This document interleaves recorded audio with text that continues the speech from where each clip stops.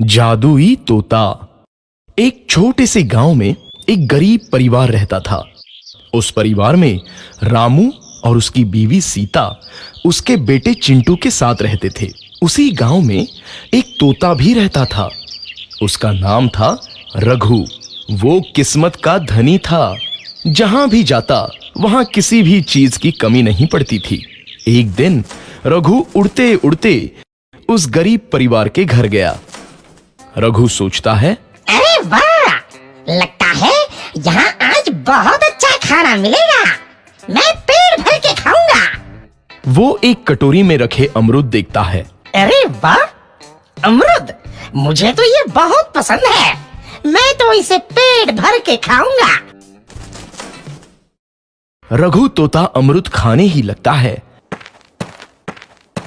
तभी सीता रघु को अमरूद खाते देखती है तो गुस्सा हो जाती है और उसे वहां से भगा देती है।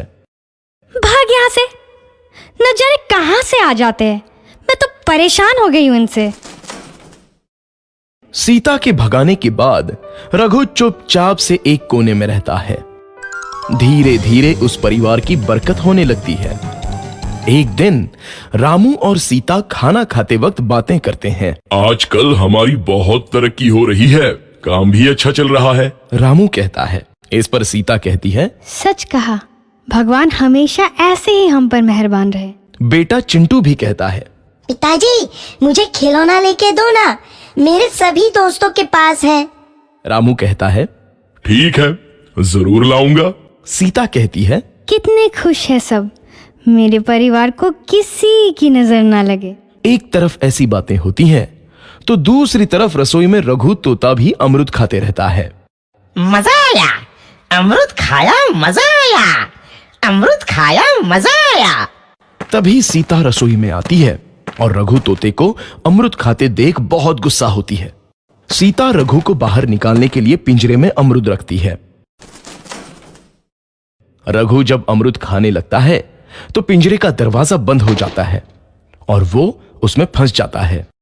मुझे बाहर निकालो, मैं यहाँ फंस गया हूँ, मुझे बचाओ। अगले दिन सीता पिंजरा उठाकर बाहर दूर उस रघु को छोड़ देती है।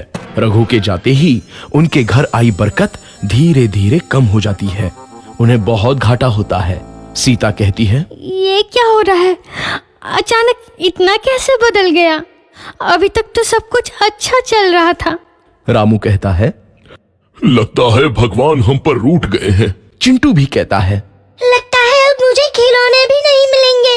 और वो रोने लगता है और बाहर चला जाता है। कुछ दिन बाद रघु तोता फिर से उस घर में आता है। वापस आया, मैं वापस आया, अब मैं जमकर अमरूद खाऊंगा। रघु सीधा रसोई घर में चला जाता है और अमरूद खाने लगता है। कुछ देर बाद सीता रसोई में आती है और रघु को देख कहती है, एक तो घर में पहले से इतनी दिक्कत चल रही है और ऊपर से ये तोता मुझे और परेशान कर रहा है।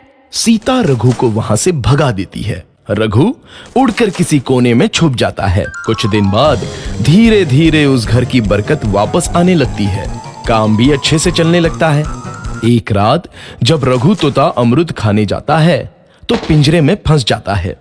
ये लोग आखिर चाहते क्या हैं? एक तोते को शांति से अमरूद खाने क्यों नहीं देते? मैं कौन सा चोरी कर रहा हूँ? बस अमरूद ही तो खा रहा हूँ।